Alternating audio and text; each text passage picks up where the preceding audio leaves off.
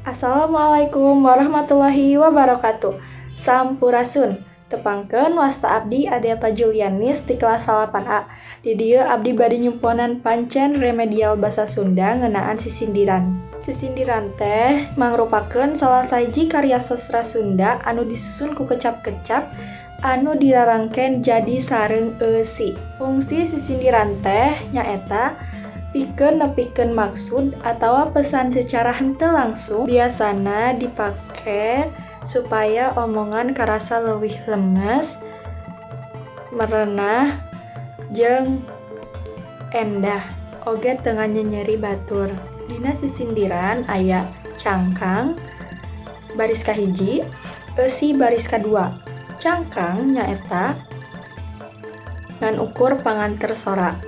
Eusi nyaeta ngandung maksud atawa pesen.